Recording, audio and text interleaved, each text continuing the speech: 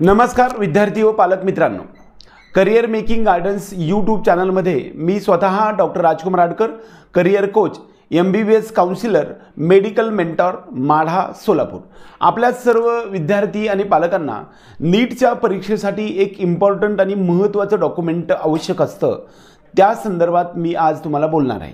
आजचा जो विषय आहे तो म्हणजे नॉन क्रीमी लेयर सर्टिफिकेट, त्याला आपण NCL असं सुद्धा म्हणतो। नॉन क्रीमी लेयर सर्टिफिकेटला मराठीमध्ये आपण उन्नत गटात समाविष्ट नसल्याचे प्रमाणपत्र किंवा प्रगत गटात समाविष्ट नसल्याचे प्रमाणपत्र असं म्हटलं जातं। महाराष्ट्र किंबहुना भारत देशामध्ये आपल्या जे कॉन्स्टिट्यूशनल रिझर्वेशन आहे त्यामध्ये ऑल इंडियामध्ये ओपन, EWS, OBC, SC आणि ST अशा 5 कॅटेगरीमध्ये वर्गीकरण होतं। तेच जर आपण महाराष्ट्र राज्यामध्ये पाहायला गेलं तर मात्र आपल्याला open, EWS, SCBC, OBC, EWS नंतर SBC, त्यानंतर VJ, NT 1, 2, 3 किंवा त्याला आपण NTBCD म्हणतो आणि SC आणि ST अशा वेगवेगळ्या 10 ते 11 कॅटेगरीमध्ये वर्गीकरण होतं। ज्या पद्धतीनं 100 सीट्सचं म्हणजे 100% वेगवेगळ्या कॅटेगरीसाठी कॉन्स्टिट्यूशनल रिझर्वेशनचं पर्सेंटेज हे लोकसंख्या वाईज ठरवून दिलेलं आहे। आजचा जो विषय आहे तो म्हणजे नॉन क्रीमी लेयर सर्टिफिकेट। उन्नत गटात समाविष्ट नसल्याचे प्रमाणपत्र हे आपल्याला तालुका लेवलला किंवा जी काही महाज ई सेवा सेतू केंद्रामधून आपल्याला हे सर्टिफिकेट मिळतं। बऱ्याच वेळा SC, ST आणि EWS आणि ओपन या कॅटेगरीला सोडून बाकी सर्व महाराष्ट्र राज्यामधील असणाऱ्या SCBC, OBC, SBC, VJ, NTBCD या सर्व कॅटेगरीसाठी नॉन क्रीमी लेयर सर्टिफिकेट आवश्यक असतं। आत्ता मी सांगितलेल्या सर्व कॅटेगरीमध्ये EWS, SC आणि ST आणि ओपन या कॅटेगरी सोडून इतर सर्व ज्या आत्ता मी सांगितलेल्या कॅटेगरी आहेत त्यामध्ये OBC, SBC, SCBC आणि त्यानंतर VJ, NTBCD या सर्व कॅटेगरीसाठी आपल्याला 3 सर्टिफिकेट लागत असतात। त्यामध्ये कास्ट सर्टिफिकेट, मी ज्याला आपण जातीचा दाखला असं म्हणतो, त्यानंतर नॉन क्रीमी लेयर म्हणजे NCL असं म्हणतो, उन्नत गटात समाविष्ट नसल्याचे प्रमाणपत्र, आणि कास्ट व्हॅलिडिटी ज्याला आपण जात पडताळणी प्रमाणपत्र असं म्हणतो।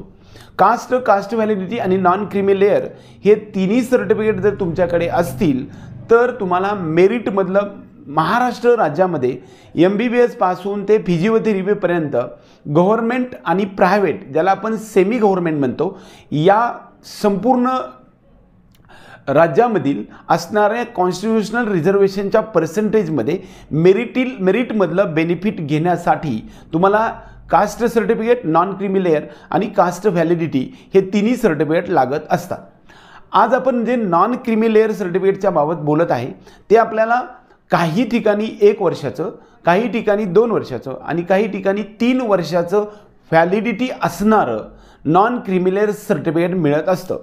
यासाठी तुमच्याकडे पाठीमागच्या 3 वर्षाच्या उत्पन्नाचा दाखला जोडणं आवश्यक आहे। बऱ्याच वेळा गाव लेवलला असणाऱ्या तलाठ्याकडून किंवा 16 नंबरच्या फॉर्मवरून आपल्याला तहसीलदारचा उत्पन्नाचा दाखला प्रथमतः घ्यावा लागतो। उत्पन्नाच्या दाखल्यामध्ये 2 प्रकार येतात। एक तर रिसेंट लास्ट इयरचं उत्पन्न, म्हणजे उदाहरणार्थ आपण आज पाहायला गेलं तर 1 एप्रिल 2024 पासून 31 मार्च 2025 पर्यंत असणाऱ्या उत्पन्नाचा दाखला हा आपल्याला 1 एप्रिल 2025च्या नंतर रिसेंट इयर उत्पन्नाचा दाखला मिळतो। त्याचबरोबर या वर्षाबरोबर पाठीमागच्या 2 म्हणजे संपूर्ण 3 वर्षाचा उत्पन्नाच्या दाखल्यावरती आधारित आपल्याला नॉन क्रीमी लेयर सर्टिफिकेट मिळत असतं। आत्ता जे तुमच्याकडे नॉन क्रीमी लेयर सर्टिफिकेट असेल ते नीट 2025 साठी परीक्षा देऊ इच्छिणाऱ्या किंवा ॲडमिशन घेऊ इच्छिणाऱ्या विद्यार्थ्यांसाठी जे नॉन क्रीमी लेयर सर्टिफिकेट तुमच्याकडे सध्या उपस्थित असेल किंबहुना पाठीमागच्या 2 वर्षामध्ये जरी काढलेलं असेल आणि त्याची व्हॅलिडिटी मात्र 31 मार्च 2026 म्हणजे 2025 मध्ये ज्यांना नीट परीक्षामध्ये ॲडमिशन घेण्याचे परीक्षेनंतर वैद्यकीय वेगवेगळ्या कोर्सेससाठी ॲडमिशन घेण्यासाठी आपल्याला लागणाऱ्या आवश्यक असणाऱ्याचं व्हॅलिडिटी मात्र 31 मार्च 2026 पर्यंत व्हॅलिड असणारं नॉन क्रीमी लेअर सर्टिफिकेट असणं मस्ट आहे। बऱ्याच वेळा यावर्षी आत्ता काढलं तर इथून पुढे 3 वर्षासाठी म्हणजे 2028 पर्यंत म्हणजे 31 मार्च 2028 पर्यंत मिळू शकतं। गेल्या वर्षी किंवा 2023 मध्ये मिळालेलं जे सर्टिफिकेट आहे ते तुम्हाला 2026 पर्यंत व्हॅलिड आहे। त्यामुळे गेल्या वर्षी मी नॉन क्रीमी लेअर सर्टिफिकेट काढलेलं असेल तर आत्ता परत काढण्याची आवश्यकता आहे का, तर 100% आवश्यकता नाही। 2023 मध्ये काढलेलं जर नॉन क्रीमी लेअर सर्टिफिकेट असेल आणि त्याच्यावरती व्हॅलिडिटी जर लिहिलेली 31 मार्च 2026 असे असेल तर मात्र तरीसुद्धा तुम्हाला ते नॉन क्रीमी लेअर्स नंतर नवीन काढण्याची आवश्यकता नाही। दुसरा महत्त्वाचा मुद्दा, मेरिटमधलं बेनिफिट म्हणजे जे कॉन्स्टिट्यूशनल रिझर्वेशन महाराष्ट्र राज्यामध्ये आपल्या कॅटेगरीसाठी असणारं पर्सेंटेजमध्ये पहिले सीट्स मेरिटनुसार भरले जात असतात। त्या मेरिटमधलं बेनिफिट घेण्यासाठी तुम्हाला caste certificate, non creamy layer certificate हे दोन्ही सर्टिफिकेट तुमच्या तालुका अथॉरिटीकडे मिळत असतात आणि कास्ट व्हॅलिडिटी सर्टिफिकेट मात्र तुम्ही ऑनलाईन पद्धतीनं ज्या ठिकाणी 12वी किंवा 11वी शिकत आहात त्या कॉलेजकडून 18A नंबरचा एक फॉर्म भरून घ्यावा लागतो आणि त्यानंतर तुमचं जे काही पूर्वजांचं म्हणजे पालकांच्या वडिलांचं किंवा त्याच्या अगोदरचा 1968 किंवा 67च्या पूर्वीचा तुमची जी कॅटेगरी आहे ती असणारा एक दाखला तुमच्याकडे आवश्यक असतो।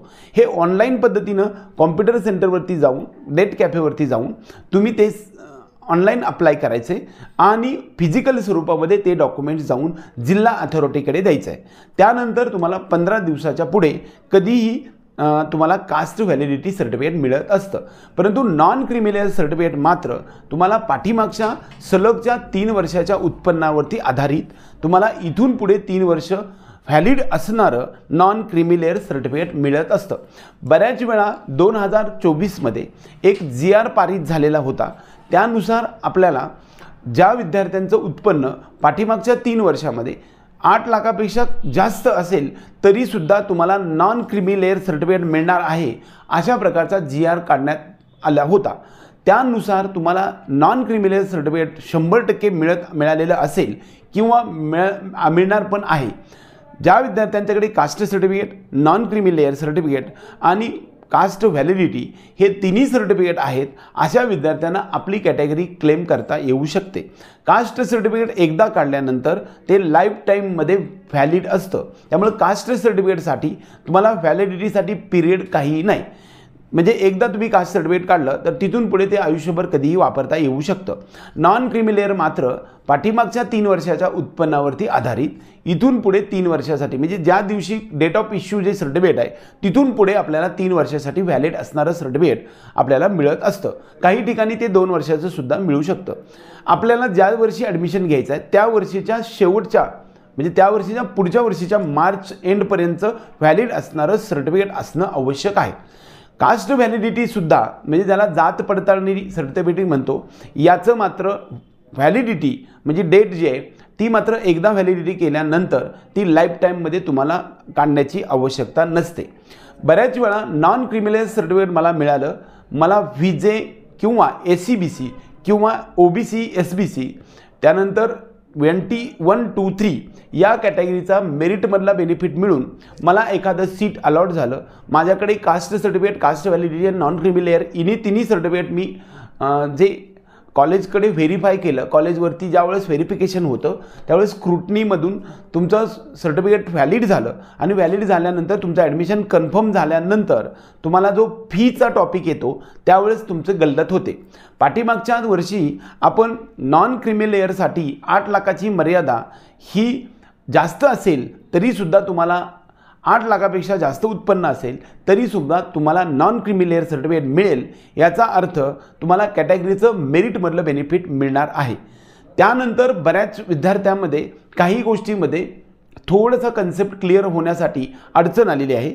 ज्या विद्यार्थ्यांचं ॲडमिशन MBBS पासून ते फिजिओथेरपीपर्यंत सर्व ज्या काही मेडिकल कोर्सेससाठी ॲडमिशन्स झाले आणि त्यांचं रिसेंट इयरचं उत्पन्न मात्र 8 लाखापेक्षा वरती असेल, अशा विद्यार्थ्यांना मात्र यावेळेस 100% आपल्या सर्वांना त्याच्यामध्ये जी फी माफी आहे ती मिळालेली नाही.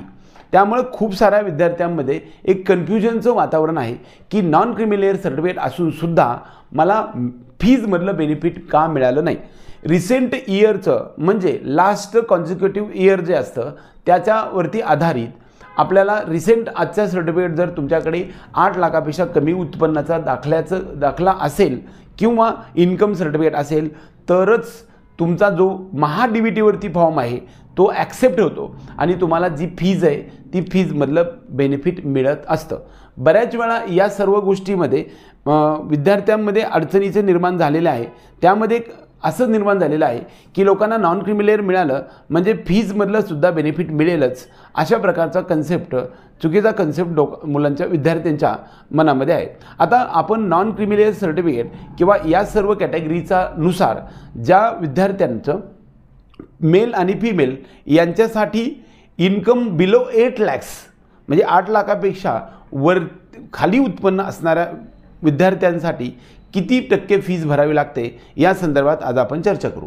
MBBS, BMS, BUMS, BDS, BHMS आणि physiotherapy, audiotherapy, speech therapy, occupational therapy, BSc nursing हे फक्त मी मेडिकल कोर्सेसच्या बाबतीत सांगतो. हाच रूल तुम्हाला इतर सर्व असणाऱ्या 800 कोर्सेससाठी सुद्धा आहे. आता ओपन मेल आणि फिमेल या दोन्हीसाठी जर तुमचं 8 लाखापेक्षा उत्पन्न जास्त असेल तर जी काही फीज तुम्हाला असते ती पूर्ण फीज भरावी लागणार आहे. ओपन कॅटेगरीच्या मेलसाठी जर समजा ओपनमधून तुमचं ॲडमिशन झालेलं असेल आणि तुमचा मुलगा असेल तर त्याला जर त्याचं उत्पन्न 8 लाखापेक्षा कमी असेल तर त्याला 50% फीज भरावी लागेल. आणि गेल्या वर्षी एक GR पारित झालेला आहे की मुलींना मोफत शिक्षण. त्यामुळे ओपन कॅटेगरीमधून जरी तुमचं सिलेक्शन झालेलं असेल आणि तुमची जर फिमेल मुलगी असेल तर मात्र तुम्हाला 10% म्हणजे फक्त डेव्हलपमेंट फीज भरावी लागत आहे. गेल्या वर्षीच्या GR नुसार आपल्या सर्वांना फीमध्ये संपूर्ण ट्यूशन फी त्याचबरोबर एक्झामिनेशन फीसुद्धा माफ झालेली आहे. त्यामुळं ओपन कॅटेगरीच्या 8 लाखापेक्षा कमी उत्पन्न असणाऱ्या मुलांना 50% फीज भरावी लागणार आहे आणि मुलींना 10% फीज फक्त डेव्हलपमेंट फीज भरावी लागणार आहे. मात्र इन्कम जर अबव 8 lakhs असेल तर पूर्ण फीज मुलांना आणि मुलींना भरावी लागणार आहे. OBC मेल आणि फिमेल या दोन्ही कॅटेगरीला जर 8 लाखापेक्षा उत्पन्न असेल तर पूर्ण फीज भरावी लागणार आहे. उलटपक्षी जर समजा OBC कॅन्डिडेटला मेल असेल तर त्याला 55% फीज भरावी लागेल आणि फिमेल कॅन्डिडेटसाठी मात्र 10% फीज भरावी लागणार आहे. EWS ज्या विद्यार्थ्यांचं 8 लाखापेक्षा जास्त उत्पन्न आहे अशा विद्यार्थ्यांना EWS सर्टिफिकेट मिळत नाही. त्यामुळं 8 लाखाच्या वरती उत्पन्न असणाऱ्या विद्यार्थ्यांना EWS सर्टिफिकेट मिळत नाही. मात्र EWS कॅटेगरीमध्ये ज्याचं सिलेक्शन झाले त्याचं लास्ट इयरचं उत्पन्न 8 लाखापेक्षा कमी असेल तर मुलांना म्हणजे मेल कॅन्डिडेट्सला 50% फीज भरावी लागणार आहे आणि फिमेल कॅन्डिडेटला 10% फीज भरावी लागणार आहे. SC BC किंवा मराठा आरक्षणच्या 8 लाखापेक्षा वरती उत्पन्न असणाऱ्या मुलगा असो किंवा मुलगी यांना पूर्ण फीज भरावी लागणार आहे. मात्र मेल कॅन्डिडेटला 8 लाखापेक्षा कमी उत्पन्न असणाऱ्या मेल कॅन्डिडेटला 50% आणि फिमेल कॅन्डिडेटला 10% फीज भरावी लागणार आहे. व्हिजे कॅन्डिडेट किंवा NTB, NTC आणि NTD या 4 कॅटेगरीसाठी विमुक्त जाती, nomadic tribes B, nomadic tribes C आणि नोमॅडिक ट्राईब्स D, NT1, 2, 3 आणि व्हिजे या कॅन्डिडेटचं उत्पन्न रिसेंट इयरचं 8 लाखापेक्षा जास्त असेल तर यांना पूर्ण मुलांना आणि मुलींना पूर्ण फीज भरावी लागणार आहे. परंतु या सर्व कॅटेगरीला व्हिजे, NT1, 2, 3 या तिन्ही कॅटेगरीचं 4ही कॅटेगरीचं उत्पन्न रिसेंट इयरचं 8 लाखापेक्षा कमी असेल तर मात्र फक्त मुलगा असो किंवा मुलगी असो तुम्हाला 10% फीज भरावी लागणार आहे. त्यानंतर पुढची कॅटेगरी SC मेल आणि फिमेल याच्यामध्ये कितीही तुमचं उत्पन्न असेल 8 लाखापेक्षा जास्त असेल किंवा 8 लाखापेक्षा कमी असेल तरीसुद्धा तुम्हाला पूर्ण फी माफ होत असते. तुम्हाला उत्पन्नाच्या दाखल्याची आणि नॉन क्रीमी लेअरची आवश्यकता नाही. ST कॅटेगरीसाठी सुद्धा मुलगा मुलगी 8 लाखाच्या वरती उत्पन्न असेल किंवा 8 लाखापेक्षा कमी उत्पन्न असेल, तुम्हाला उत्पन्नाचा दाखला मागितलाच जात नाही. त्यामुळं कास्ट आणि कास्ट व्हॅलिडिटी एवढंच फक्त आवश्यक असतं. आता नॉन क्रीमी लेअर यासाठी NT-D, NT-C, NT-D-B, VJ आणि SC-BC आणि OBC त्यामध्ये SBC या असणाऱ्या विद्यार्थ्यांना फक्त नॉन क्रीमी लेअर सर्टिफिकेट लागत असतं. नॉन क्रीमी लेअर सर्टिफिकेट हे तुमची कॅटेगरी सिद्ध होण्यासाठी मस्ट असतं. कदाचित तुमच्याकडे जर ते सर्टिफिकेट नसेल आणि तुमचं जरी सिलेक्शन लिस्टमध्ये नाव असेल आणि तुम्हाला नॉन क्रीमी लेअर जर मिळालेलं नसेल तर तुमचं ते सिलेक्शन प्रत्यक्षात ज्यावेळेस डॉक्युमेंट व्हेरिफिकेशन होतं त्यावेळेस तुमच्याकडे नॉन क्रीमी लेअर सर्टिफिकेट जर नसेल तर तुमचं ॲडमिशन कॅन्सल होतं आणि पुढच्या राऊंडमध्ये मात्र ओपनमधून तुमचा विचार केला जात असतो. एकंदरीत नॉन क्रीमी लेअर सर्टिफिकेट उन्नत गटात समाविष्ट नसण्याचं प्रमाणपत्राच्या संदर्भामध्ये सर्व इत्थंभूत फी स्ट्रक्चरपासून कोणत्या कॅटेगरीसाठी किती लागणार आहे हे सर्व आपण सांगण्याचा प्रयत्न केला आहे. हा व्हिडिओ आवडला तर व्हिडिओला लाईक करा. त्याचबरोबर आपल्या चॅनलला सबस्क्राईब करून बेल आयकॉन दाबा की जेणेकरून आपण अशाच प्रकारच्या महत्त्वपूर्ण अपडेट्स तुमच्या डोअरस्टेपपर्यंत देण्याचा प्रयत्न करतो आहे. ज्या विद्यार्थ्यांना आपल्या पेड काउन्सिलिंग प्रोग्राममध्ये यायचं आहे अशा विद्यार्थ्यांना डिस्क्रिप्शन बॉक्समध्ये दिलेल्या नंबरवरती फोन करू शकता किंवा व्हॉट्सअप करू शकता. एवढंच या निमित्तानं सांगून आजचा हा व्हिडिओ संपूया. जय हिंद, जय महाराष्ट्र.